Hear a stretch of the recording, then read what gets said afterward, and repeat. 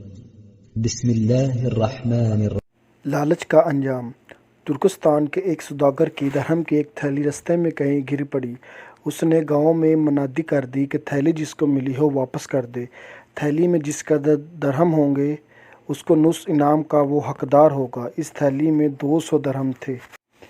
یہ تھیلی کسی جہاز کے ملاح کو ملی تھی اور منادی سن کر وہ اس آدمی کے پاس گیا اور تمام واقعہ بیان کر کے کہا، اگر اس تھیلی کا مالک نصف یعنی 100 درہم حسب عدد دے دے تو اس کے بدلے میں تھیلی واپس کرنے پر تیار ہوں، شرط یہ ہے کہ مجھے انعام پہلے مل جائے۔ جب تھیلی کی خبر سوداگر کو ملی جو بڑا لالچی تھا تو اس نے خیال کیا کہ کسی طرح سے میں انعام کی رقم سے بھی بچوں اور میری پوری رقم مجھے مل جائے۔ اس لیے اس نے ایک ترکیب کی اور ملاح سے کہا کہ اس تھیلی میں ایک ہیرا تھا، اگر وہ مجھے مل جائے تو مجھے انعام کی رقم دینے میں کوئی عذر نہیں۔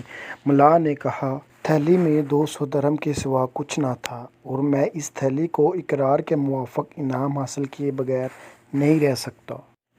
آخر کار یہ جھگڑا قاضی صاحب کے پاس عدالت میں پیش ہو گیا۔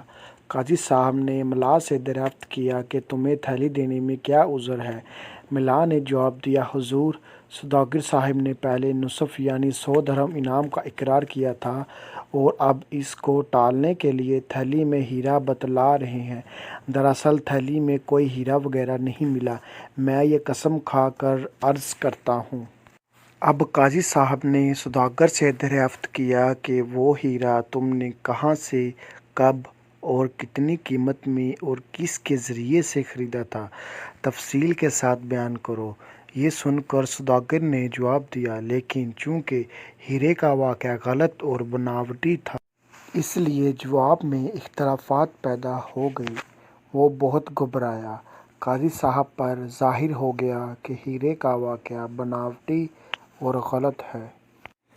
اس لیے حکم دیا کہ سوداگر کی تھیلی کھو گئی ہے جس میں ایک ہیرا بیان کیا جاتا ہے اور ملاح کو بغیر ہیرے والی تھیلی ملی ہے۔ سوداگر کو چاہیے کہ وہ پھر منادی کرے اور تھیلی میں ہیرا ظاہر کرے، اور ملاح کو حکم ہوا کہ تم اس تھیلی کو اپنے پاس 40 دن تک رکھو۔